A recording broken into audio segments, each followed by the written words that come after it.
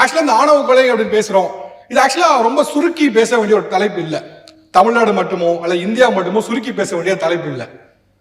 உங்களுக்கு ஒரு டேட்டா சொன்னா ரொம்ப ஷாக்கிங்கா இருக்கும். இந்த ஹானர் கில்லிங் இருக்குல்ல, இது உலகம் முழுக்க நடக்குது. உலகம் முழுக்க ஹானர் கில் நடக்குது. யூஎனோட டேட்டா சொல்லுது ஒவ்வொரு ஆண்டும் 5000 ஆணவ கொலைகள் நடக்குங்க உலகம் முழுக்க இன்டர்நேஷனலி. இந்தியாவில் மட்டும் 2017 இருந்து 2021 வரை 219 ஆணவ கொலைகள் நடந்திருக்கு. இந்தியாவில் மட்டும் கிட்டத்தட்ட ஒரு 5 ஆண்டுகள்ல இவ்வளவு பெரிய கொலைகள் நடந்திருக்கு. ஆக்சுவலா இது ஆணவ கொலை ஹானர் கில்லிங் நம்ம ரெண்டா பார்க்கணும்.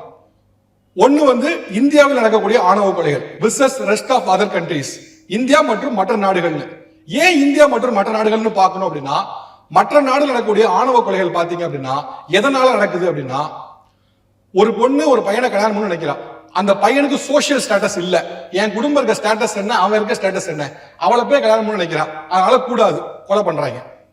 இன்னும் சில நாடுகளை பாத்தீங்க அப்படின்னா எல்ஜிபிடி கம்யூனிட்டி, ஒரு ஆண் இன்னொரு ஆணை திருமணம் பண்ண நினைக்கப்போ, ஒரு பெண் ஒரு பெண்ணை திருமணம் பண்ண நினைக்கப்போ, அப்ப என்ன ஆகுதுன்னா, என்ன இது நம்ம கலாச்சாரத்துக்கு இதெல்லாம் நடக்குதா அப்படின்னு சொல்லி அந்த பெண்ணையும் அந்த ஆணையோ கொலை பண்றாங்க. இது இந்தியா தவிர மற்ற நாடுகள் நடக்கக்கூடிய கொலைகள். ஆனா இந்தியாவில் மட்டும்தான் எல்லா ஆணவ கொலைகளும் ஜாதியின் பால் நடக்குது. இதுதான் நான் சொன்ன India versus rest of other countries.